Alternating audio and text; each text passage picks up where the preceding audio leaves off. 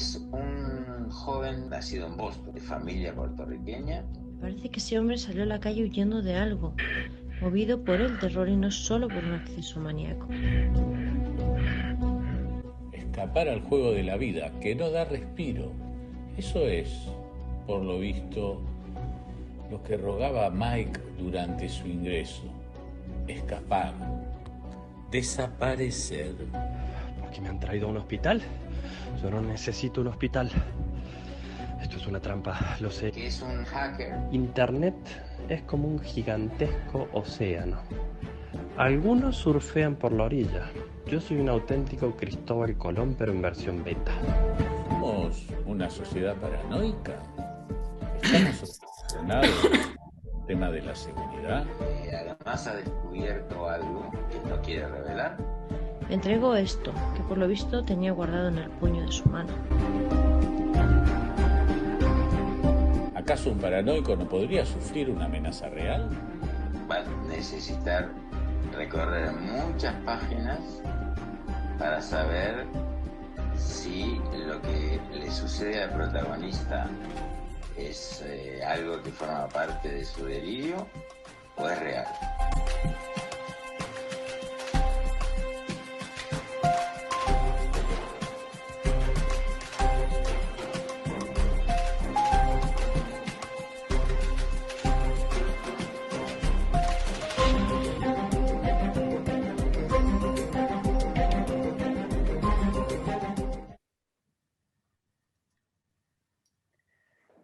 Buenas tardes.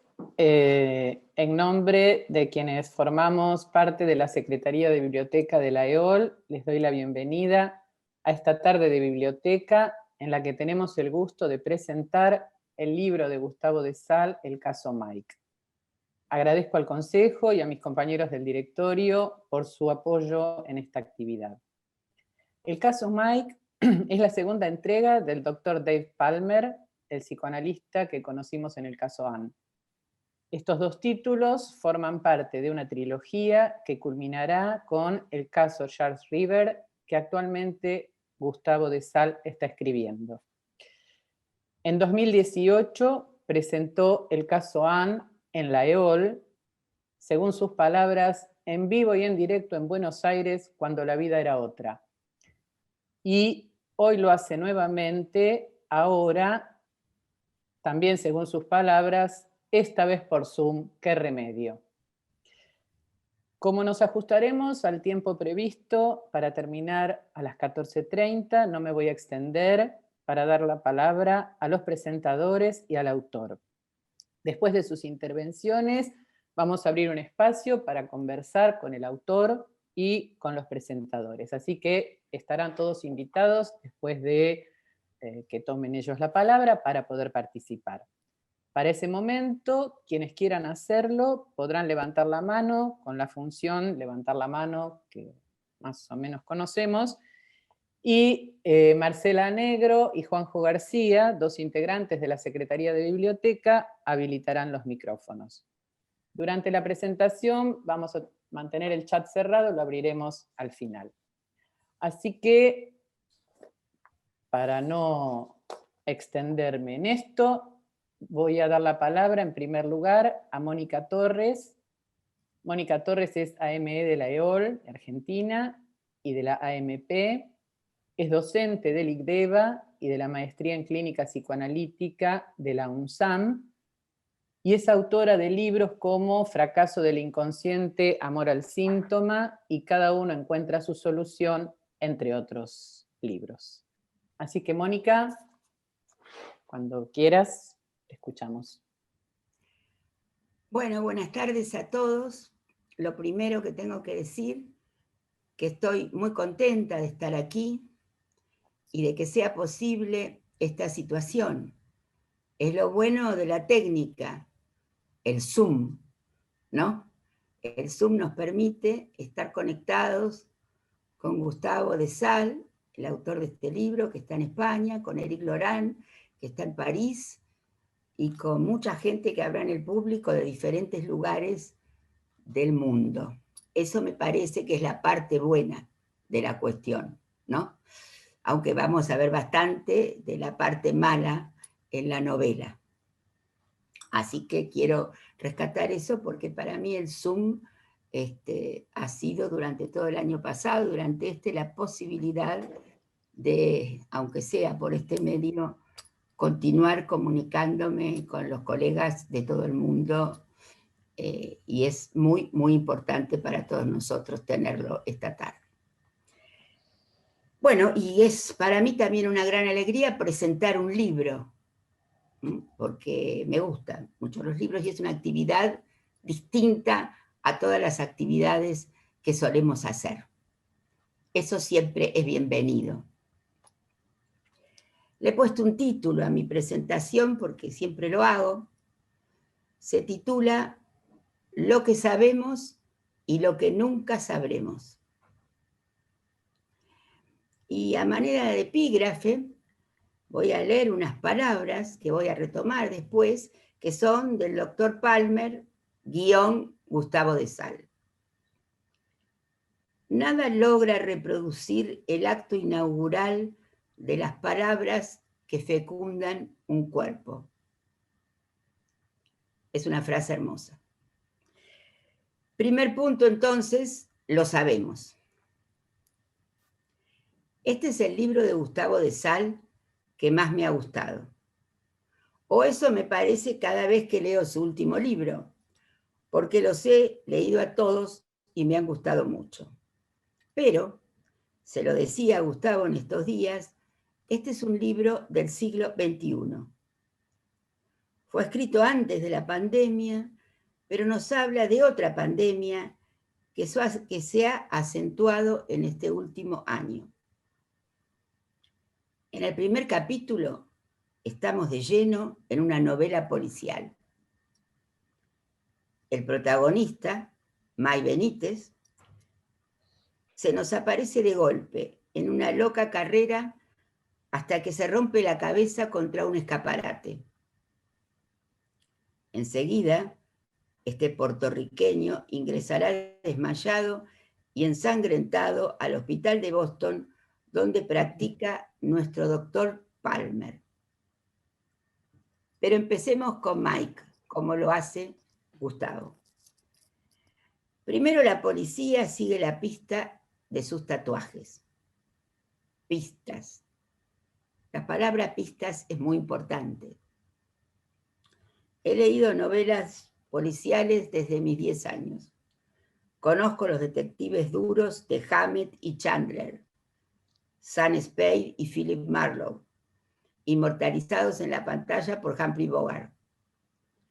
También algunos más, como el cubano Mario Conde de Leonardo Padura, a quien, como al doctor Palmer, le gusta mucho la comida.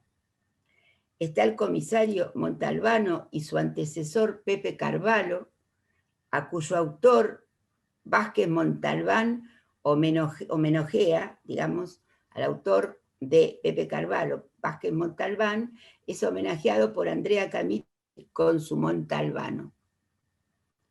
Está Wallander, el sueco de Henning Mankell, y muchos otros. Detectives mujeres, debo decir, muchas no hay, al menos en la buena literatura policial y hasta ahora. Quizás, Gustavo, para la próxima puedas introducir un poquito más de eso. Pero antes de la novela negra, he comenzado leyendo a Agatha Christie y a su Miss Marple, quizás la primera detective mujer, ¿no? Que se basa justamente en las pistas. ¿Qué personaje esta anciana dama experta en pistas? Quedándose en su pueblito de Inglaterra, por supuesto, sin moverse. Me gusta más que Hércules Poirot, por supuesto.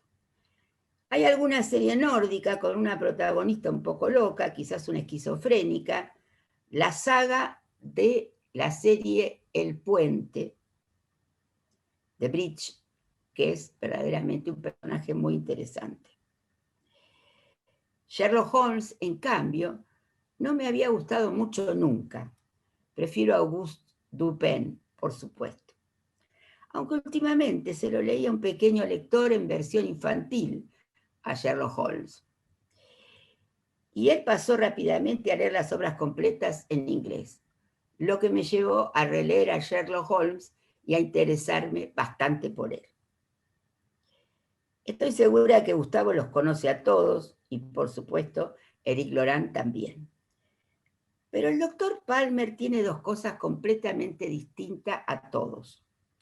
El doctor Palmer, en primer lugar, ya no es tan joven, es un poquito más sedentario y además, y por sobre todo, es psicoanalista. Busca las pistas, se entusiasma, se transforma en detective, pero no, nunca del todo. Lo que él quiere saber es un poco distinto. Encuentra pistas, sí, es un poco inevitable, ¿no? Por lo menos a mí también me ocurre. Pero son otras pistas. Además, estamos advertidos como psicoanalistas porque sabemos que el asesino y la víctima son el mismo sujeto que nos consulta. Sin embargo, mientras tanto, transcurre la trama. Este Mike Benítez en realidad no ha consultado. Ha llegado medio roto al hospital de Boston, donde trabaja todos los días un doble. Bueno, no exactamente igual a Gustavo de Sala, aunque yo no puedo evitar imaginármelo a él mientras leo, ¿no? Para mí, la imagen del doctor Palmer es la de Gustavo de Sala. Tiene ciertas similitudes Gustavo con el doctor Palmer, pero no totalmente. El tipo, el doctor Palmer, es yanqui, refinado, culto, inteligente, como Gustavo, pero tiene una tercera nacionalidad que yo aún no le conocía a Gustavo, que ya es argentino, que es español y ahora estadounidense. Y el doctor Palmer, como Gustavo, se interesa.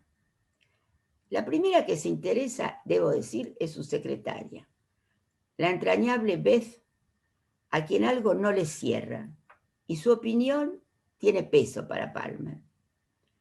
A ella le parece que Mike será loco, paranoico, pero además tiene otra clase de miedo que ella intuye, un miedo a una amenaza real.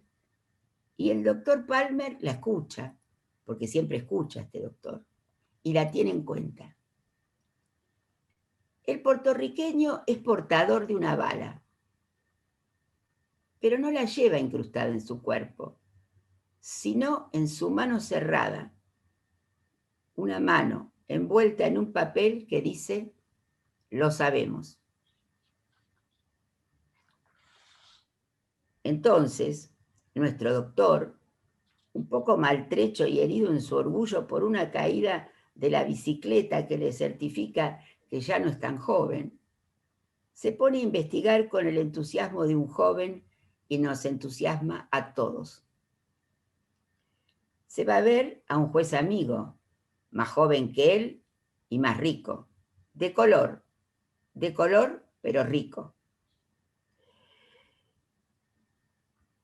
que también ha sido su paciente y ahora es su amigo. Es también viudo como el doctor Palmer y cocina como los dioses. Así el doctor Palmer y el juez Benjamín Castán comparten comidas y bebidas increíbles. Algunas dan mucha envidia, debo decir. Además, el juez es muy atractivo. Parece. También comparten soledades. Después que el doctor se asegura con el juez de que no es necesario denunciar la bala envuelta en un papel a la policía, tendrá su primera entrevista con Mike Benítez. Todavía internado y muy agitado, Mike tiene mucho miedo, mucho miedo. Quiere desaparecer. Esa palabra marca su vida. Y desde el comienzo de su vida, aunque aún no lo sabemos. Y desaparecer en una ciudad y en un tiempo en el que no es fácil desaparecer. Simplemente desaparecer. No es fácil ni desaparecer ni olvidar, tampoco ser olvidado o volverse anónimo. Este significante desaparecer, como se vio en el video, es importante para Mike. Vivimos un tiempo en el que todos estamos como Mike en la jaula de los leones y a la vista del gran ojo. Así que Mike no quiere hablar. Sabe que lo escuchan todo el tiempo, y el doctor Palmer accede a verlo, en principio, en el jardín del hospital, pero llegará más lejos, mucho más lejos. Primero se da una vuelta por la familia de Mike. Su mami, escrita así, en español, supongo, ¿no? En el medio del inglés, que yo me imagino, esto está en español. Y sus hermanos más jóvenes, una banda que acampa en el hospital y en la que nadie será lo que parece. Ya a estas alturas el doctor Palmer empieza a interesarse como psicoanalista por un padre que no hay. Pero hubo quien tuvo un nombre que podría explicar el temor infantil a los leones y también, más adelante, la bala. La bala es esencial. Pero la curiosidad del doctor Palmer no se aquieta y la nuestra tampoco. Ya estamos metidos en la trama. Yo busco Boston en Google, porque conozco Boston, pero no tanto. Igual ahora está Boston que me resuelve el problema de por qué el doctor Palmer pide comida en Cambridge, cuando para mí Cambridge es una universidad. Lo entendí. Gracias a Google. Bien, habrá otro manjar compartido con el juez y algunas deducciones. Y nuestro doctor Palmer, un poco alarmado, empieza a preguntarse si no estará en una folie à trois con el juez y el loco, jugando al detective con su amigo y su paciente. Todavía faltará una periodista, segunda mujer que aparece en la trama, deduciendo. Una periodista que es también viuda, y entonces ahí empiezan a aparecer palabras conocidas y amenazantes. Hacker, FBI, Agencia Nacional de Inteligencia, Snowden, Assange. Y acordamos con el doctor Palmer cuando nos dice que ya no se sabe bien, que hay demasiadas cosas que no se distinguen con claridad. Por ejemplo, el sexo, la libertad, el bien y el mal, la derecha y la izquierda, lo privado y lo público. Algunas diferencias, en cambio, se acentúan. El color de la piel, sobre todo de la piel de los pobres. La diferencia entre los pobres y los ricos, las religiones. Allí todavía tenemos fronteras, terribles fronteras literalmente de hormigón armado, fronteras que se ponen al rojo vivo con la guerra de las vacunas actual. Entonces yo me alivio de que Palmer de Sal escriba eso. El tipo será yanqui y europeo, pero todavía es latinoamericano, me digo.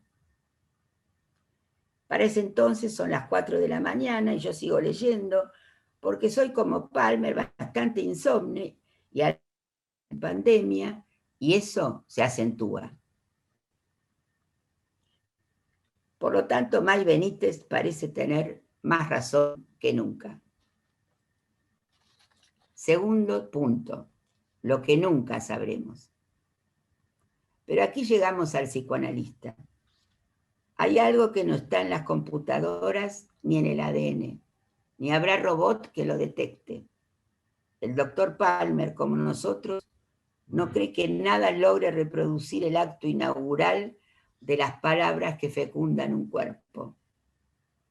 Eso, el acto inaugural, la marca de goce única, singular e irrepetible, que nunca nada podrá reemplazar ni imitar.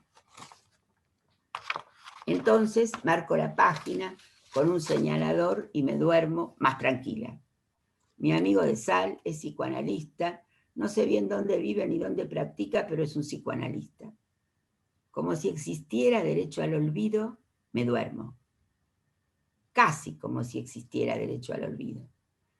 Pero ni al doctor Palmer ni a mí, 40 años escuchando gente, nos ha saciado la curiosidad.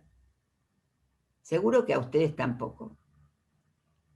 Ni el gran ojo de Dios, ni el panóptico, ni los que trabajan para la agencia de inteligencia lo saben todo.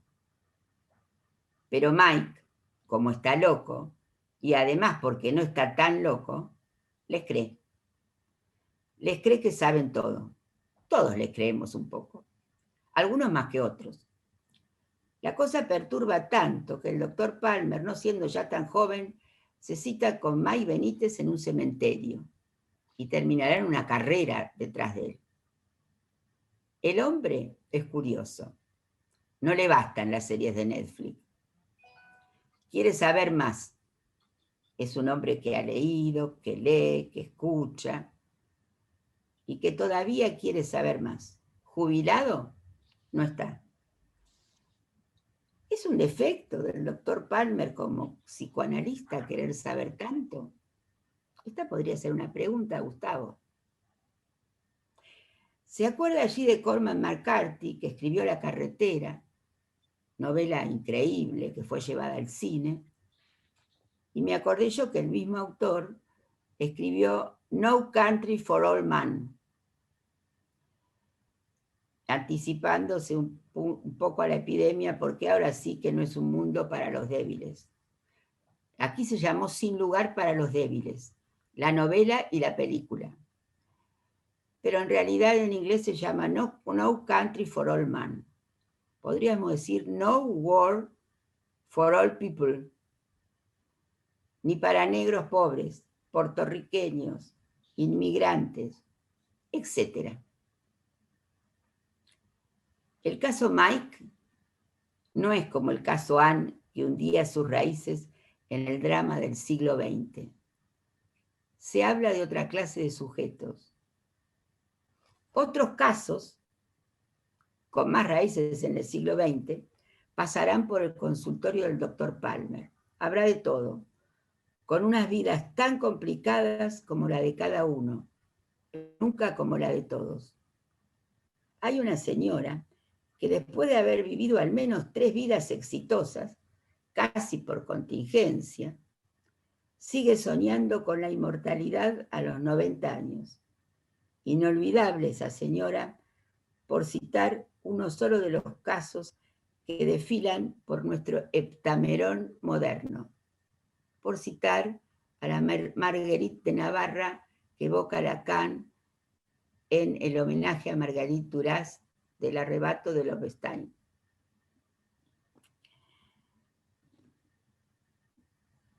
Héctor puede seguir solo ahora con la trama. Mejor no les cuento mucho más, porque tengo la mala fama de adelantar finales o spoilear, como se dice ahora.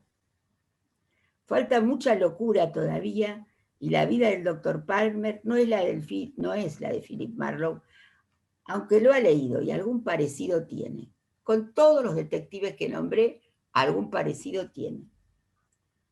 Tiene su vida también, tiene un hijo y una nuera, con los que no le es fácil entenderse después que perdió a su mujer.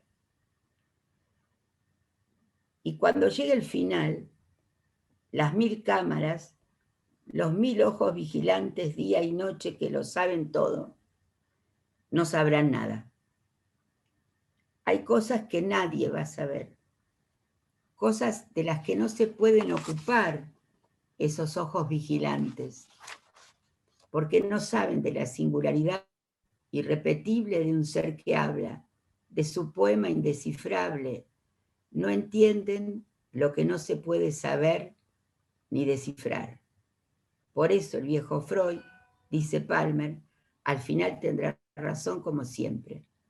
También Tiresias y Borges. No vamos a descifrar el saber último de nuestro protagonista, pero sabremos otra cosa con el doctor Palmer. Algo que no hay máquina ni Black Mirror que puede descifrar o ver. no está a la vista. Y sin embargo, por eso, y solo por eso, habremos existido. Por un instante de locura que un siglo de cordura no podría redimir. Al decir de Eliot, y este es un guiño a una presentación de referencias que hizo Éric Laurent en el Museo Fernández Blanco hace unos años. Ningún notario o escribano entenderá la relación entre saber y goce, la vida que todavía palpita en los cuartos vacíos, la vida de este paciente de nuestro tiempo y la de su psicoanalista. Es por esto que seguimos practicando el psicoanálisis. En Boston, en Madrid, en Buenos Aires o en París. Si es necesario por Zoom o por Skype o por teléfono o por WhatsApp. Todavía está lo que nunca vamos a saber del todo, ni como analistas ni como analizantes. Y sin embargo vamos a acompañar eso hasta el final, sin duda. Entre ese lo sabemos y no sabremos nunca, se cifra lo que no nos dará tregua, ni como lectores, ni como psicoanalista, nada nos va a aliviar del acto. La solución del caso Mike tendrá más que ver con el psicoanálisis que con las pistas policiales o detectivescas que ayudan, pero la marca de voz inaugural es la que explica el terror de Mike, es la que resuelve el caso hasta el punto en que un caso se puede resolver. Para mí este libro ha sido como compartir, sin barbijo, una cena con el doctor Palmer que preparó el juez Benjamín Castan, mientras Mike era acompañado en su penosa existencia. Satisfecho, el lector se preguntará como yo, ¿cuándo lo van a invitar a la próxima comida? Hasta aquí. Muchas gracias, Mónica. Muchas gracias. Muchísimas gracias. Pasamos ahora, damos la palabra a la presentación de Éric Laurent. Éric Laurent es miembro de la ESEF de Francia y de la AMP. Fue presidente de la Asociación Mundial de Psicoanálisis entre 2006 y 2010. Es doctor honoris causa por la Universidad de Córdoba, Argentina. Es autor de El reverso de la biopolítica, La batalla del autismo, El psicoanálisis y la elección de las mujeres, entre muchos otros libros que fueron traducidos a varios idiomas. Lo escuchamos, Éric. Estoy de acuerdo con Mónica. La novela de la cual hablamos es una novela sobre el saber. Se inscribe en la tradición de las novelas policíacas como El nombre de la rosa del fallecido Umberto Eco. La novela explora lugares del conocimiento, lugares en plural. La metáfora de la narración novelística como rompecabezas o como Tetris se repite en el libro. Hay piezas, pero no son necesariamente piezas de un todo. La pregunta sobre el todo es una cuestión central en lo que concierne el saber y el mundo. El mundo como todo es una trampa que parece no tener huecos. No otra escena.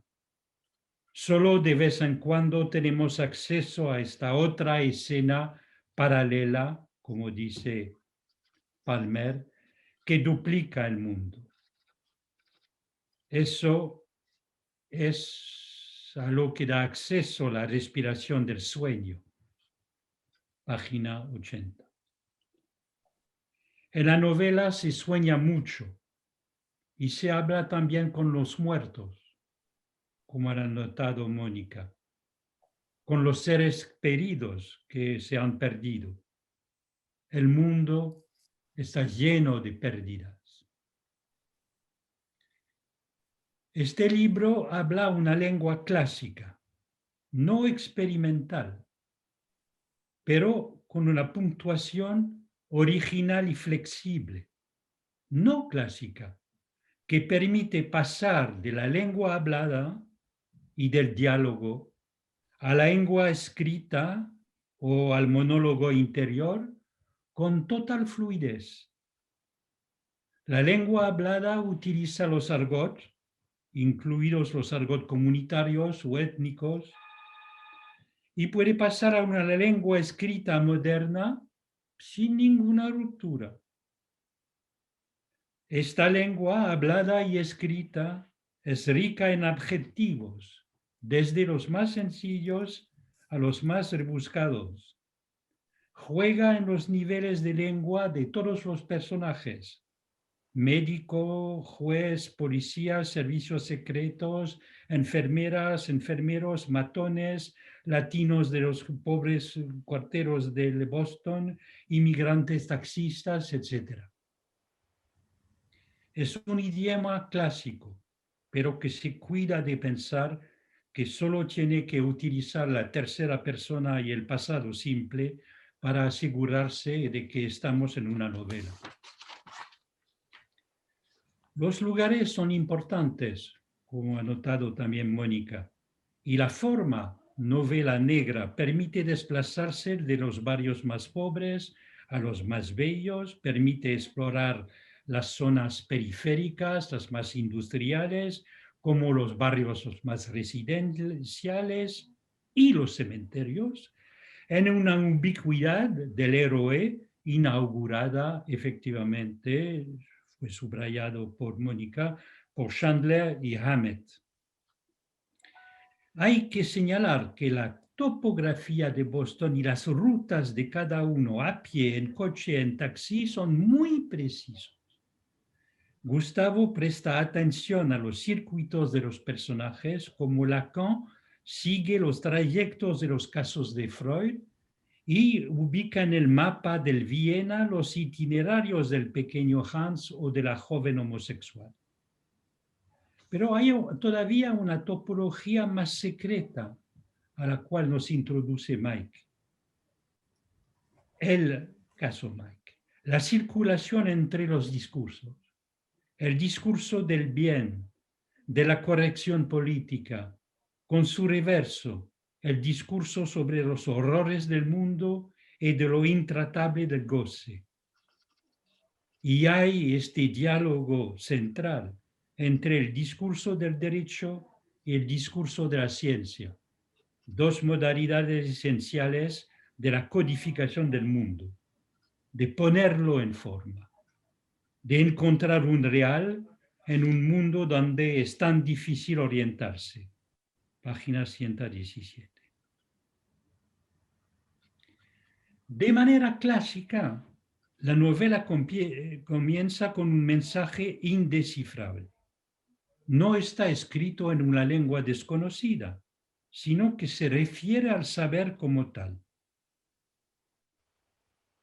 Lo que es muy llamativo es que desde el inicio del cuento policíaco, a mitad del siglo XIX, el investigador masculino, enfrentado al enigma, se desdoble. Lo vemos en Edgar Poe y en Sherlock Holmes. De entrada, aquí tenemos el desdoblamiento Palmer-Gustavo. Y vemos, creo que el fundamento de este desdoblamiento central lo vemos en Poe, en su cuento El escarabajo de oro, que prefigura la isla del tesoro de Stevenson. Vemos que el desdoblamiento se destaca porque dice: mantenemos deliberadamente que el ingenio humano no puede inventar un código secreto que el ingenio humano no puede resolver. Es una frase que Lacan usó en su carta robada, bajo diferentes variantes, y que se repite en el caso Mike. Lacan, por ejemplo, dice: nada tan lejos que una mano llega a clavarla en las entrañas del mundo, nunca estará escondido, ya que otra mano puede unirse a ella, y que lo que está escondido no es más que lo que falta en su lugar. Mike, el caso Mike, dice: si eres Mike, puedes infiltrarte. Le résultat est 16. Puedes infiltrarte donde quieras, robar lo que te dé la gana, y es prácticamente imposible que te agarren. En este mundo no hay nada completamente imposible, Doc. Siempre hay alguien más listo. El desdoblamiento entre el enigma se une al desdoblamiento ya puesto a punto en la novela y la comedia antigua entre el amo y el esclavo, transformado como diálogo entre el amo y su criado. Este desdoblamiento es renovado en el Renacimiento por la gloriosa invención de Cervantes y en la época de las luces por el diálogo de Diderot con el sobrino de Rameau. Pero desde Sherlock Holmes se introduce la variante. El razonamiento tiene que proceder por un diálogo entre dos hombres de igual condición, como Holmes y el otro doctor, el doctor Watson. Y cuando están los dos hombres, tienen que compartir un exceso con más o menos medida. Holmes con cocaína para acompañar sus excesos de razonamiento. En la novela americana reina el alcohol y el diálogo pacífico de los dos hombres a la inglesa se transforma en el diálogo violento y brutal entre el detective privado que ha dejado la policía con el policía que lo vigila, que aún está allí y que ha continuado su carrera. Este diálogo sádico, él que ha sabido recrearlo en el imaginario contemporáneo, es Roman Polanski, con su notable película sobre el incesto, Chinatown. Estoy también de acuerdo con Mónica cuando subraya el papel de Manuel Vázquez Montalbán y la pareja Pepe Carballo Biscuter, que también hace espaguetis magníficos, como se hacen en el caso Mike. Estas distintas parejas nos introducen a la originalidad de la pareja del caso Mike. La encarnación de la ley se hace a través del juez, que es una extraña ley superiórica en el país donde el discurso del agregado de derecho de Harvard reina como maestro, como amo. El juez, don Juan baloncestista, elegante, amante de la belleza, dandy, página 48, es una especie de Obama que no se estaría casado con Michelle. De ahí la necesidad de la muerte de la primera esposa amada, lo que le llevó al análisis con el doctor Palmer.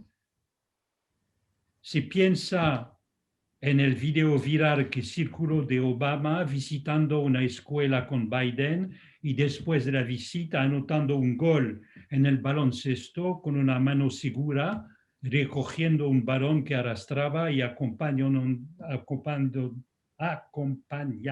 esto con un alegre "That's what we do".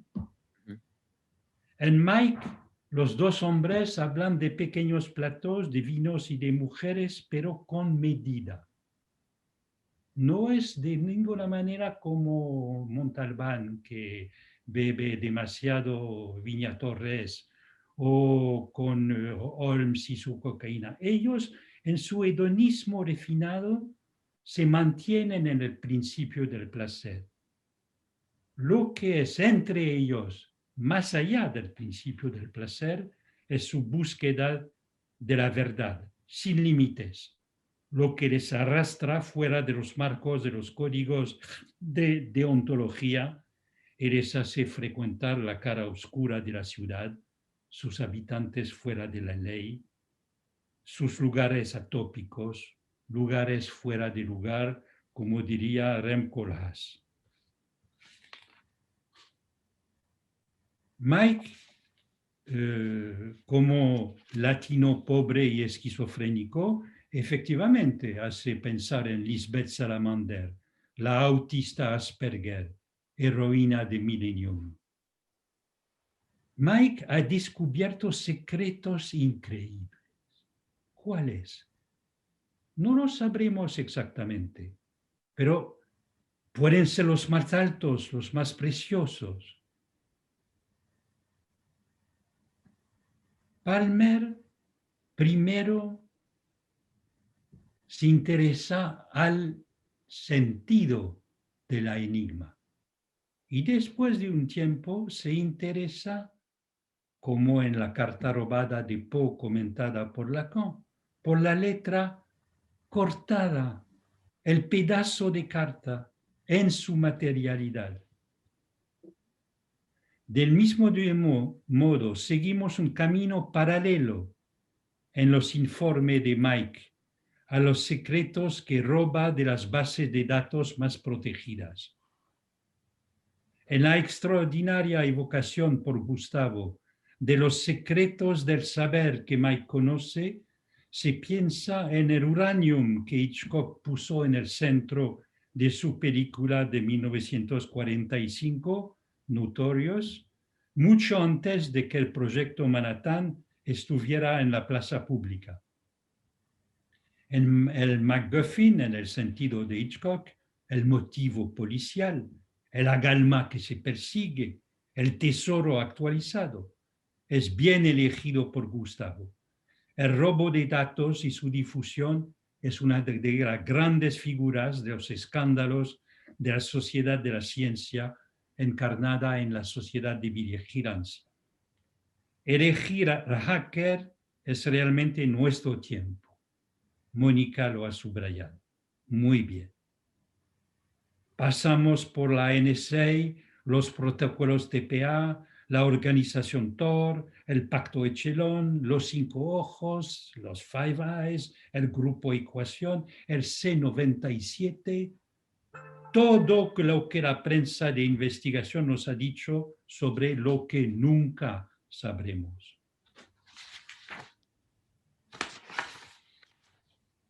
El destino de estos secretos sufrirá una alteración muy lacaniana, muy carta robada. Este conocimiento se convertirá en objeto. Estos secretos informáticos se encarnarán en discos duros. Por supuesto que nunca serán encontrados por la policía. Van a terminar en las manos del Dr. Palmer y a partir de allí su estado se va a alterar. Los secretos maravillosos se convertirán en secretos inútiles, hará hasta revelarse no secretos. Los discos duros se convertirán en basura. Agalma se convertirá al final de la historia en palea pura. Este resto permanece en las manos del Dr. Palmer, que como el detective Dupin va a añadir un postscriptum sobre el destino del saber de la época.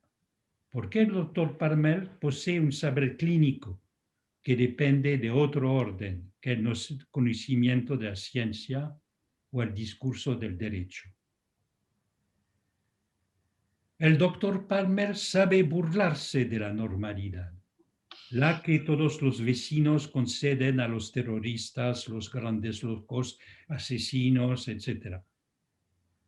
Él es sensible al límite de la palabra clave de la American Way of Life, la adaptación pragmática a un mundo sin ningún exterior. Y el autor hace compartir con un talento extraordinario el saber clínico del doctor Palmer con una sencillez vinculada a la función hospitalaria. Gracias a las consultas hospitalarias que seguimos dentro de la oficina, con el desdoblamiento muy bien visto por Mónica entre Palmer y su secretaria enfermera, ya en la página 17 del libro, ya hemos sido introducidos a la paranoia, la esquizofrenia, los neuróticos, los adictos, todo esto con una claridad de evidencia extraordinaria. La clínica del doctor Palmer es al principio muy freudiana. Hace comprender el principio de la repetición freudiana como límite de la concepción cognitiva del mundo de una manera límpida, página 123. Pero al mismo tiempo, el doctor Palmer se pregunta de manera muy lacaniana si no estaríamos todos locos, página 27. Describe un estado de la civilización muy distinto de la cultura freudiana. Es el mundo globalizado cuya mejor definición es la del mundo del cual no se puede escapar. El control del sistema no es realizado por nadie. Cada uno es vigilado por todas partes. Es la esencia paranoica y no neurótica del vínculo social. Allí es donde el doctor Palmer es lacaniano. No dice que todos somos neuróticos. Dice bien, todos locos. Y nos da la idea de que el otro funciona como una máquina lógica que cuestiona los ideales de la inteligencia artificial, cognitiva y emocional, que quiere reducir el otro a una máquina de Turing, página 138. Lo que se interpone no es el sentimiento, es el cuerpo vivo con sus orgasmos que producen la barra del gran A tachado. La novela, que sabe hablar de los cuerpos, no carece de personajes extraños, sin cuerpos, que quieren vivir su vida como un puro algoritmo. Entonces son invadidos por un goce sin forma, como el inquietante Vlad. Gustavo hace muy bien sentir el límite del cálculo sin fin para orientarse en las cuestiones de lo que hace agujerear el cálculo. El cálculo del todo es posible en las posiciones del sujeto, bordea el agujero del orgasmo. Y en su clínica, el doctor Palmer tendrá la intuición de introducirnos como última figura clínica al sujeto trans, entre su creencia en la certeza y el riesgo de la incertidumbre, página 275. Anticipando entonces la actualidad la más candente del Lacan cotidiano que estamos esperando. La clínica del tatuaje como escritura en el cuerpo es también muy luminosamente expuesta. Página 81. Es por otra parte después de la explicación del tatuaje que se impone al doctor Palmer, su primera iluminación sobre la solución del enigma. Nos interpela como lectores, nosotros que estamos tan lejos a esta altura de la novela de pensar la solución. El desafío del doctor Palmer nos deja tatuados. Gustavo sabe hablarnos cómo sabe transmitir un principio fundamental de la interpretación analítica. Para que las palabras lleven, es necesario que infrinjan la estupidez común, no creer que el bien es amigo de lo bueno. En la clínica del terror alucinatorio de Mike, en su primera visita al zoológico, que teme ser devorado por los leones, mientras que su padre se llama León Ardo, es llevada de todo eso de manera muy ligera y precisa. El león vuelve en lo real. Pero esto no es más que el comienzo de las sucesivas versiones del suicidio del padre. Mientras está solo con el niño, el padre jugando a la ruleta rusa. Durante mucho tiempo, Gustavo juega con nosotros. Se pregunta, ¿quién ha querido matar a Mike, empujándolo al suicidio? Lo cito, página 119. ¿Cuál podría haber sido el miedo, o no, el método que emplearon para provocar el suicidio de Mike?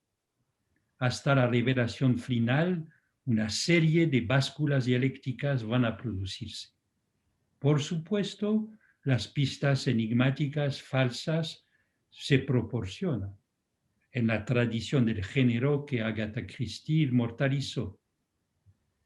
Mis derechos, pronunciado por Mike, es una de ellas. El derecho va a revelarse como un derecho a vivir contra el padre.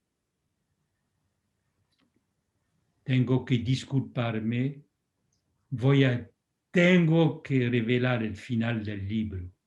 ¿Me lo permite, Gustavo? Sí, por supuesto. Gracias. Que sea Mike, a los 5 años, que puso todas las varas para que la ruleta sea fatal, solo lo sabremos al último final, página 319. El caso Mike es un caso de un parricidio, como el caso de que hablaba Michel Foucault, Pierre Rivière, moi Pierre Rivière qui ai tué mon père, para poner en tela de juicio el complejo de Edipo y arruinar el poder del padre, lo que era la intención de Foucault. Es todo el alcance del epílogo, que a diferencia de Foucault, restituye la relación de un padre y un hijo, relación recuperada. Y Palmer, en los nombres que parecen necesarios para la tesis de ciencias políticas de Hélène, la nuera, cita a Lacan, Foucault, Derrida, Agamben. Acuerdan los dos sobre esta lista, pero el doctor Palmer añade, no olvides al viejo Freud, está tan o más vivo que todos los otros que vinieron después. Sí, es un libro que habla con los muertos y que quiere salvar al nombre del padre del silencio al que lo obliga el cálculo infinito del mundo. Por supuesto, Dave, es nombre del hijo.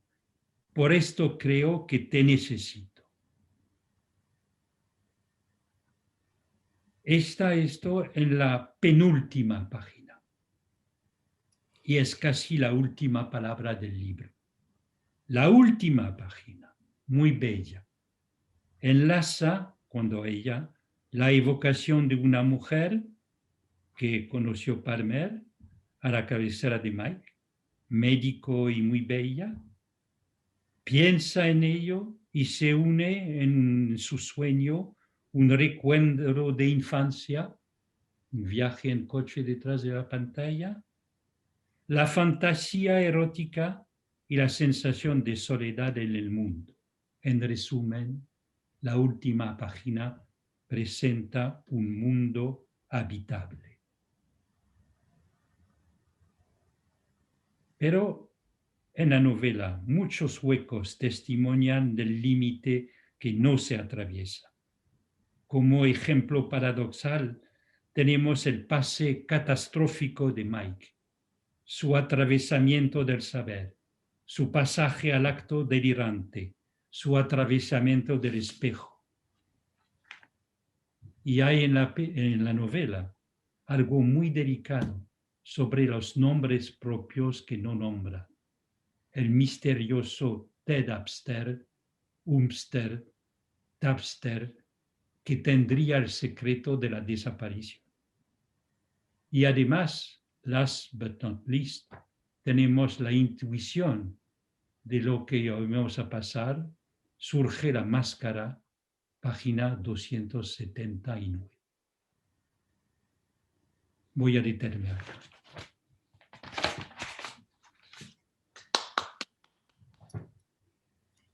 Muchas gracias, Eric. Bueno, y ahora llegó el momento de darle la palabra al autor, a Gustavo de Sal, que es psicoanalista y escritor de ensayos y ficción. Es miembro de la Escuela Lacaniana de Psicoanálisis de España y de la AMP, docente del Instituto del Campo Freudiano. Además de las novelas mencionadas, Gustavo es autor de El retorno del péndulo, en coautoría con Zygmunt Bauman, y de la novela Clandestinidad, entre otros. Te escuchamos, Gustavo. Muy bien, buenos días, buenas tardes. Muchísimas gracias, en primer lugar, a la EOL, por supuesto, por haberme acogido, y en especial al equipo de la biblioteca, presidido por Alejandra Loray. También quiero recordar mi gratitud para con Lore Buchner, que es la creadora de ese vídeo que hemos visto en formato breve. Ya lo voy a colgar en el formato completo. Y por supuesto a Mónica y a Eric, que son dos personas que forman parte de mi vida en muchos sentidos, a nivel personal, a nivel de mi relación con el psicoanálisis, y a quienes les debo muchas cosas, entre otras las de haberse prestado para hablar hoy de este libro. Efectivamente se trata de la segunda entrega de una trilogía, tras un periodo en el cual yo mantuve de una forma bastante separada la actividad literaria de la actividad psicoanalítica. Es decir, que transcurrían por caminos muy diferentes, y la creación del doctor Palmer, que surgió a partir de una historia que escuché, está inspirada en una historia verídica, de ahí el libro El caso Ann, bueno, me dio la posibilidad de reunir a través de la literatura la función poética de la palabra y la práctica analítica. Esta es la segunda entrega de este personaje, que efectivamente va a finalizar, si puedo completarlo el próximo año, con una tercera y última entrega, porque creo que, a pesar de que mi editor está muy entusiasmado de que esto continúe, creo que 3 entregas del Dr. Palmer son suficientes, y no quiero... Tengo muchas otras cosas también pensadas, algunas que saldrán, otras no. No quiero tampoco quedarme fijado a esta cuestión. Bueno, lo maravilloso que, entre otras cosas, tiene la literatura es que también uno, a través de eso, puede ser lo que no es. Es decir, efectivamente, hay mucho de mí en el Dr. Palmer, pero también en el libro en sí, como en el anterior, hay mucho de lo que no soy, y posiblemente me habría gustado ser. Entre otras cosas porque mi labor como analista transcurre en un espacio relativamente limitado, en un circuito pequeño, mientras que el doctor Palmer, especialmente en este libro, bueno, sale a recorrer la ciudad, hay algo de la trama que lo obliga a ello efectivamente, hace un poco las funciones de detective, de allí que, bueno, me interesé por documentarme en tantas cosas y ahora voy a comentar específicamente en qué. Así como el libro anterior, el caso Anne, está inspirado en un relato que es real, en esta ocasión Mike es totalmente un producto de la imaginación. Surgió en verdad a partir de un sueño, es decir, el inicio donde alguien, ¿no? el Mike corre por la calle y se estrella contra el escaparate de una tienda, bueno, es bastante semejante a un sueño que tuve y, bueno, suele ser esa forma en la cual yo comienzo la escritura, es decir, a partir de algo que me ha sucedido, que he observado, que he escuchado, que he leído, es decir, un resto opera como desencadenante de la escritura. Yo creo que cuando escucho las presentaciones de los libros que he hecho hasta ahora, especialmente me refiero a los libros que tienen que ver con la ficción, realmente me resulta maravilloso recibir el efecto de las distintas lecturas, ¿no? Es decir, de la misma manera que decimos habitualmente que el sujeto cuando habla no sabe lo que dice, yo creo que podría parafrasear lo mismo diciendo que el sujeto cuando escribe, especialmente el escritor, cuando escribe realmente no sabe lo que escribe, porque alguna de las cosas que los lectores me devuelven, y en especial las personas que han tenido la gentileza de presentar este libro y los anteriores, me descubren aspectos de la trama de los que yo mismo realmente no tenía prácticamente conciencia alguna. Yo trabajo de una manera muy singular, bueno, así como hay autores que saben muy bien hacia dónde se dirigen y lo que quieren transmitir. Bueno, yo empiezo a andar y no sé muy bien a dónde voy a ir a parar. Y lo interesante es que en ese transcurrir algo se va armando de una manera que ni yo mismo comprendo cómo sucede, es decir, cómo finalmente algunos elementos encajan, así como hay otras piezas que quedan definitivamente sueltas, pero hay una cierta figura que se forma.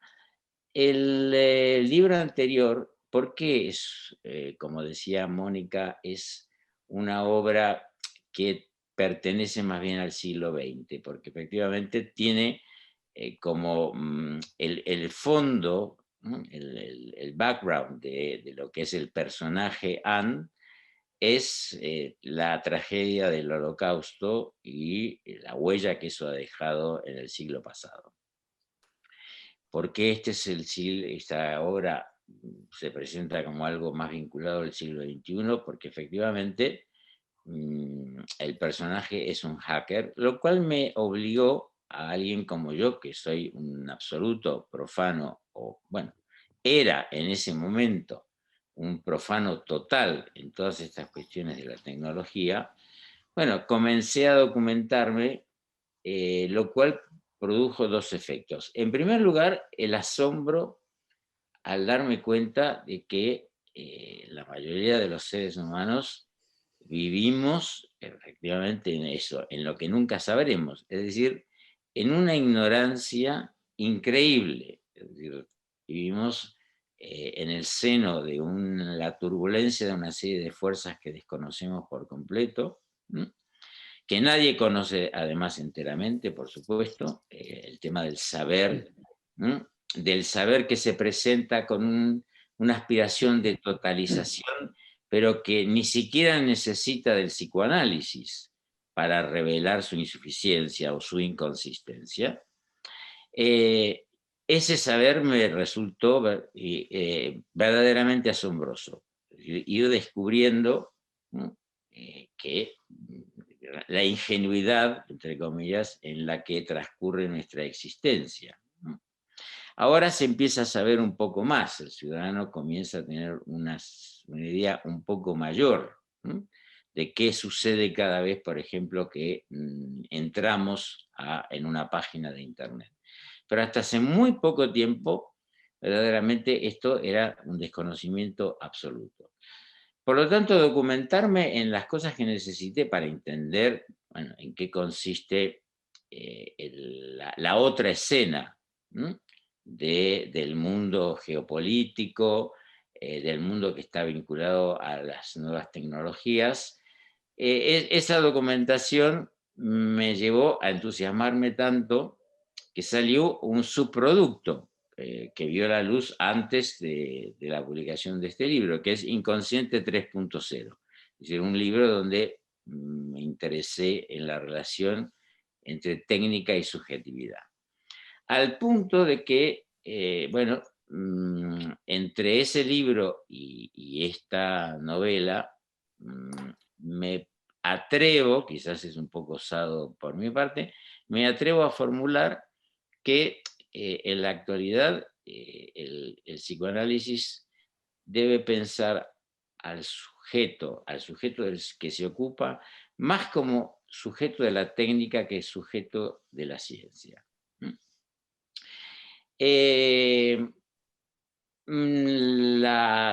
Cada vez me interesa más, como nos sucede a todos, efectivamente es el lado, el doctor Palmer tiene un lado muy freudiano, efectivamente, ¿no?, algo con lo que me identifico plenamente, ahí puedo decir, bueno, sí, soy yo, efectivamente, y un lado lacaniano, que también forma, por supuesto, parte consustancial de mi práctica, que es, bueno, el interés en la psicosis y la verificación de cómo Lacan anticipó no solamente la clínica con la que nos íbamos a confrontar hoy en día, sino cómo Lacan realmente anticipó la configuración actual del mundo.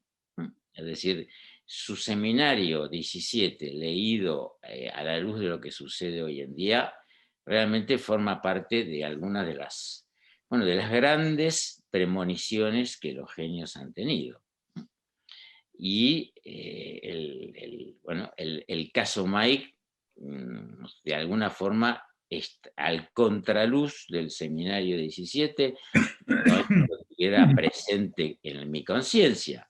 Pero el caso Mike, efectivamente, es algo que de alguna manera se puede anticipar en la forma en que Lacan concibió el mundo que se avecinaba. Haberlo hecho muchas décadas antes de que existiera Internet es verdaderamente un prodigio que realmente verdaderamente asombroso. ¿Por qué pienso que Lacan anticipó el mundo contemporáneo? La importancia de la psicosis como paradigma del momento actual de la civilización. Creo que este libro tiene dos aspectos, efectivamente un aspecto estrictamente clínico. Mike es un psicótico moderno, como tantos, ¿no? El mundo de la tecnología es un mundo muy propicio, efectivamente, como para albergar algunos aspectos de la psicosis, pero al mismo tiempo, como el psicótico siempre es una antena receptora y sensible de lo que sucede en el mundo, efectivamente hay una sintonía muy ajustada entre el paradigma contemporáneo y la lógica de la psicosis. Es decir, que un mundo en donde cada vez más es gobernado, ¿no?, más incluso por el discurso de la técnica que el discurso de la ciencia, puesto que son aunque comenzaron siendo lo mismo, se empieza a producir un cierto cisma, donde la técnica empieza a emanciparse del discurso científico. Un mundo gobernado o que intenta ser dominado por la técnica es un mundo que entra en una perfecta consonancia, efectivamente, con la lógica de la psicosis. Por eso, bueno, en el libro he procurado jugar con eso. Y toda la trama, efectivamente, está vinculada a... Hay un significante que Mónica rescató y que Eric también ha señalado, que es la idea de desaparecer. ¿No? Mejor dicho, la imposibilidad de desaparecer. Es decir, el mundo contemporáneo es un mundo donde no hay escapatoria, donde efectivamente la sociedad globalizada quiere decir eso, que no hay un lugar a donde uno se pueda refugiar. No se puede salir. Por eso, la frontera entre lo virtual y lo presencial, o el mundo real, es una frontera que se desdibuja, ¿no? De allí que, bueno, la pandemia y la necesidad de comunicarnos de esta forma ha dado pie a que tengamos que repensar, bueno, un montón de cuestiones respecto a cuál es qué entendemos por lo real y qué entendemos por la presencia y qué entendemos por la virtualidad. Es decir, que la frontera entre el mundo online y offline es una frontera que se dibuja cada vez más. Por lo tanto, no basta con apagar el ordenador ni desconectarnos de los dispositivos para creer que ya nos hemos separado, ¿no? Nos hemos salido del mundo virtual. Y esa atmósfera paranoica, que es la que acompaña todo el tiempo a Mike, ese terror, es un terror del que nos protegemos gracias al desconocimiento. Hay una función del desconocimiento que efectivamente nos permite mantener una cierta ficción de que controlamos alguna cosa. Y bueno, hay un personaje, digamos, que aparece, que invoca un nombre que el personaje invoca todo el tiempo, ¿no? El personaje Mike está todo el tiempo solicitando que llamen, digamos, a un tipo que es con el que solicita que contacten. Un tal Ted Hapster, no se entiende muy bien exactamente cómo es el apellido, prueban escribirlo de distintas maneras. Mike asegura que es la única persona a la que hay que recurrir para que lo pueda rescatar. Es decir, rescatar, ¿qué quiere decir? Que lo pueda arrancar de esa atmósfera de persecución, que lo pueda hacer desaparecer. La imposibilidad de desaparecer es uno de los rasgos más característicos de la época dominante. Esta idea me la inspiró en este trabajo de documentación. Descubrí una cosa muy interesante, que hay un personaje que existe, que se llama Fred Ahern, que es el máximo especialista y prácticamente el único especialista que existe en la actualidad en hacer desaparecer a la gente del mundo de Internet. Solo que sus honorarios son un poco difíciles de pagar. Quiero decir que si alguno está pensando que le convendría contratar los servicios de Fred Ahern, que vaya olvidándolo, porque va a ser muy difícil que pueda pagar su factura. Ese personaje, que además escribió un libro que se llama Cómo desaparecer, es un personaje real. Es la persona que fue, para darles un pequeño ejemplo, es la persona que fue contratada por la CIA cuando Mónica Lewinsky estuvo desaparecida durante un mes a partir de que se desató el escándalo. No se la podía encontrar por ninguna parte. La CIA sabía que había una sola persona en el mundo que la iba a encontrar, aunque se escondiese en el confín de la Tierra. que era Fred Ahern, que no tardó efectivamente más que unos pocos días en localizarla e informar dónde estaba. Bueno, así como Fred Ahern puede traer a una persona al mundo, digamos, de los datos, también, al parecer, la puede hacer desaparecer. ¿Cuál es el papel del psicoanálisis en todo esto? ¿Por qué digo que podríamos, parafraseando nuestra fórmula heredada de Lacan, de que el sujeto del que el psicoanálisis se ocupa es el sujeto de la ciencia, y ahora quizás se podría decir es el sujeto de la técnica? Porque creo que efectivamente las tecnologías, bueno, van, mientras la ciencia durante muchos siglos abarcó un espectro relativamente limitado de la realidad del mundo y afectaba de manera, digamos, bastante recortada la incidencia en nuestras vidas, la técnica es omnipresente. Es decir, no hay absolutamente ningún resquicio de nuestra existencia en donde la técnica no está presente. Por eso, toda la conmoción que ha supuesto para nosotros los psicoanalistas, que hemos podido sostener durante tantos años una práctica que no ha requerido de ningún dispositivo técnico.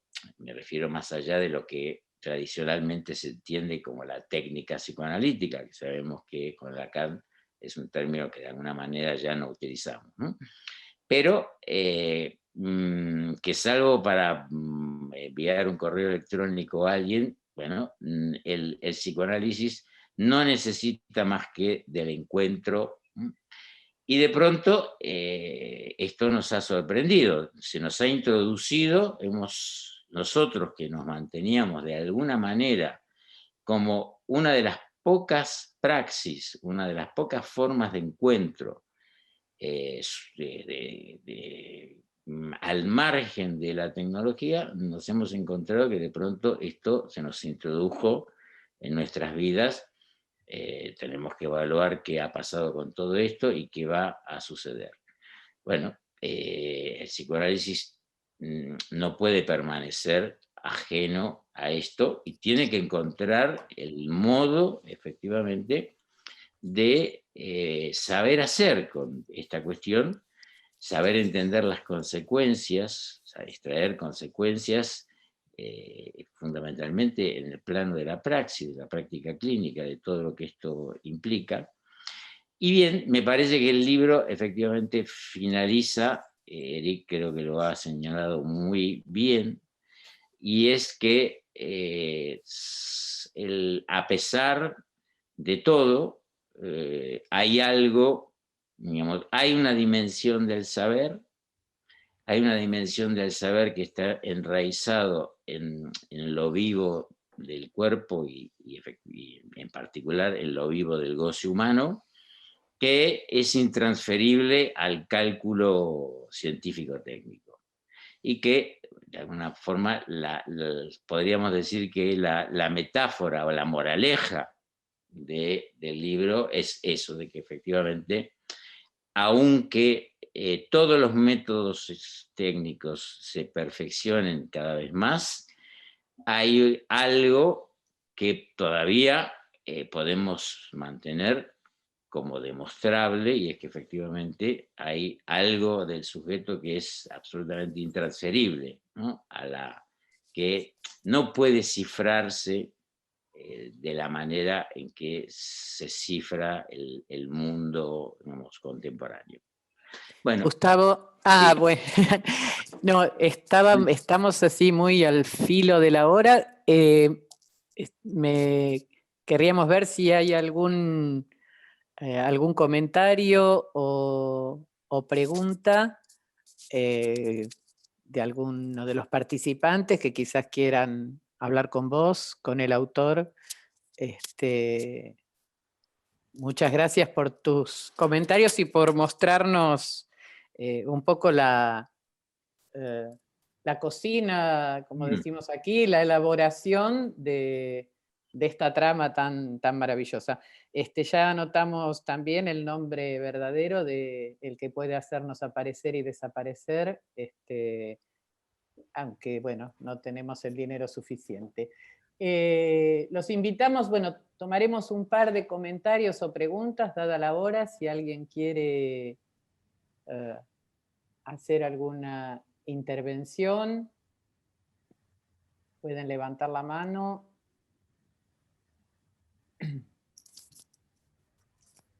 Veo a Silvia Bermúdez. Silvia Bermúdez, sí. Pero tiene que ponerse el micrófono. Ahí está. Sí, sí. Bueno, primero un gran agradecimiento a los comentadores, Erika, Mónica y a vos, Gustavo, porque, bueno, ya quiero leerlo. Y sobre todo, cómo lo has trabajado. Hay un estilo en vos que es tu estilo, y cómo pudiste ir tejiendo, ¿no? Este doctor Palmer con Mike y contigo. Y me quedo con esto, ¿no? Que a pesar de que estamos absolutamente imbuidos y metidos en este circuito infernal, porque somos parte también de este circuito de la técnica, siempre hay que poder separar esto, que hay algo intransferible del sujeto, del goce, del deseo, que al menos por ahora el campo de la técnica no lo va a poder hurtar. Bueno, quería destacar eso, podría decir muchas cosas más, pero dado el tiempo, ese es mi comentario. Muchas gracias, Silvia. No sé si hay alguna otra intervención. Bueno, fueron 3 presentaciones, la presentación de Mónica, la de Eric y las palabras de Gustavo, que nos llevó un poco así a bucear en la trama, muy interesantes.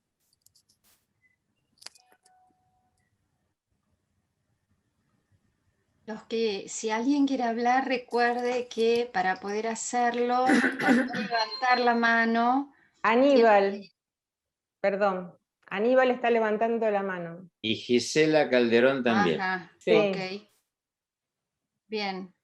Aníbal no me aparece como para poder desmutearlo. No se ve su mano. Bueno, Gisela, yo lo voy a buscar a ver si está. Mientras le vamos dando la palabra Exacto. a Gisela, ¿sí? Exacto. Quería comentar algo, yo que estoy con Gisela, Luis. Luis. Vale.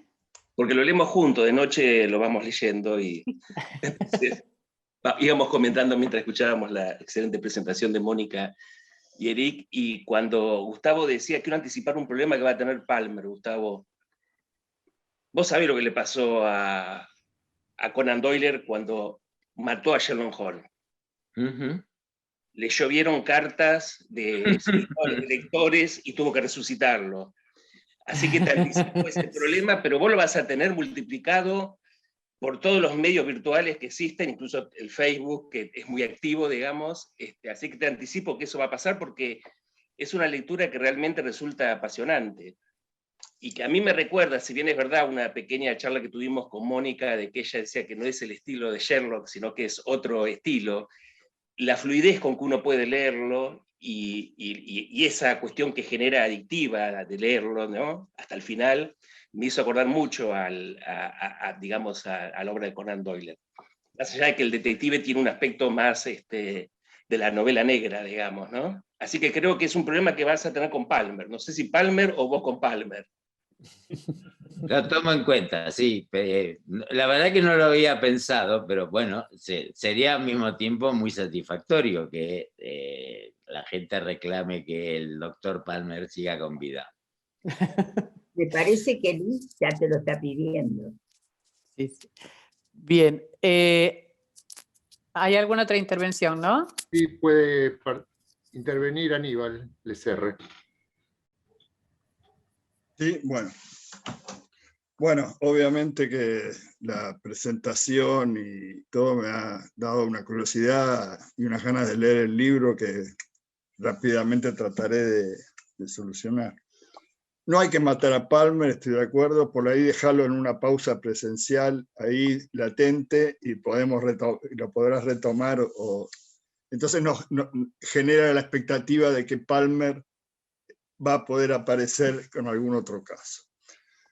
Ahora, el estilo de Palmer, el estilo que vos señalás, Gustavo, de escritura, a mí es muy interesante, porque decís, empezar a andar a partir de un detalle, de un resto, un sueño, ¿no? Algo, y de ahí no sé dónde voy a ir a parar. Es decir, que se sabe que se va a recorrer una trama de diversas maneras, y la misma va a dar un final, una terminación, un final, que tiene una analogía con el análisis mismo, a no ser que tengamos una idea de análisis por identificación, pero no es el caso con Lacan. Entonces sabemos dónde vamos, cómo empezamos, pero no sabemos el final. O si lo sabemos, sabemos que va a haber un final, pero no sabemos exactamente de qué manera, ¿no? Y eso es también un límite, me parece, para la escritura, ¿no? Es decir, el no saber qué se está hablando, también en la escritura se pone en juego, porque no hay un final total para una novela, me parece. No sé cuál es tu opinión, Gustavo. Entonces, sí, está la idea de que uno puede reescribir la cosa una y otra vez, pero tiene en un momento que ponerle un punto final o una pausa. Entonces, en ese punto te quería preguntar eso, ¿no? Porque también o a ver si puedo sintetizar un poquito la pregunta. En ese punto de que no hay final, pero hay olvido. Es decir, que hay un olvido, y Lacan creo que decía que no hay nada más misterioso que el olvido. Entonces, no matemos a Palmer, dejémoslo un poquito en el olvido y podrá volver a aparecer. Eso es un deseo, si querés, o una opinión. Pero preguntarte sobre cómo considerás el no saber en el final de la novela. ¿Ves? A ver, Alejandra, no sé, yo la última parte del comentario interrumpió un poco la conexión. No sé si es mi conexión. Creo que es tu conexión.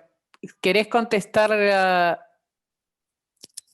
las dos intervenciones de recién, Gustavo? No sé Es si que estás... lo que acaba de comentar Aníbal es lo que solamente llegué hasta al momento donde él planteó, no pude escucharlo todo, se interrumpió algo. Aníbal, ¿podés hacer un abreviadísimo?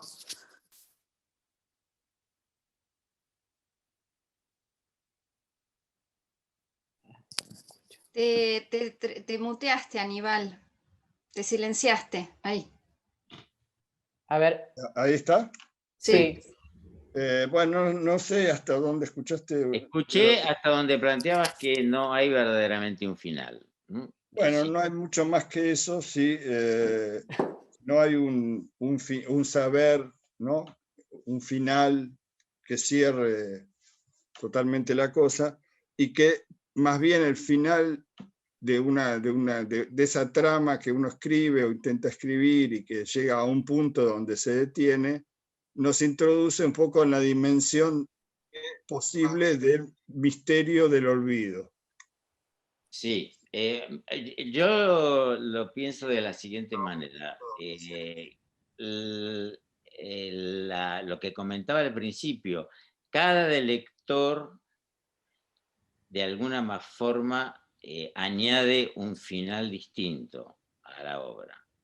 Y cuando ese lector toma la palabra, como es el caso en las presentaciones, donde alguien comenta, cada comentario a mí me devuelve una dimensión, añade algo que yo no estaba directamente en lo escrito.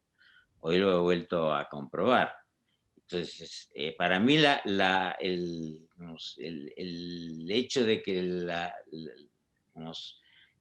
yo le ponga un punto final, pero luego el lector me refleje toda una serie de aspectos que no, ni yo mismo había contemplado, ¿no?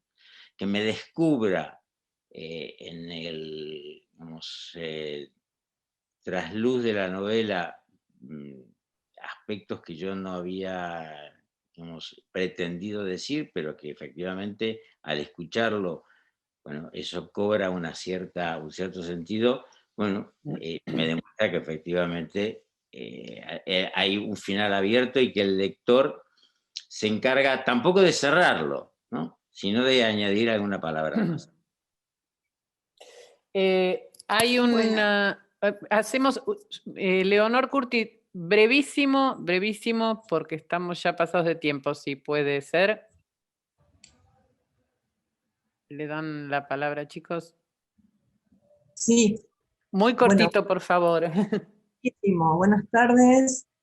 Agradezco muchísimo la presentación de Mónica Torres y de Eric Lorán, y especialmente agradezco el caso Mike a Gustavo, porque es una novela arrolladora, que no te suelta, que la leí en un día, que además de que está muy bien escrita, enseña muchísimas cosas, y que me genera lo mismo que el caso Ani, que Inconsciente 3.0. Es una sensación muy intensa leerlo, y cuando se termina decir, ufa, ya se terminó. Y encima hoy me entero que queda un caso más de Palmer, así que ya estoy firmando o mandando cartas para que el doctor Palmer siga deleitándonos con sus casos. Muchas gracias, Gustavo, te felicito. Gracias, Leonor, muchísimas gracias. Muchas gracias.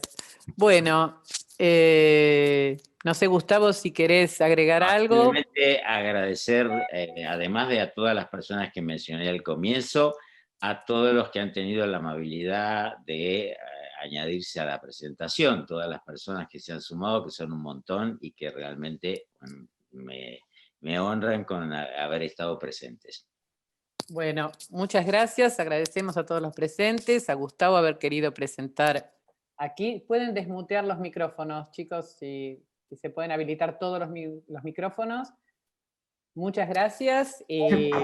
Muchas gracias. Gracias.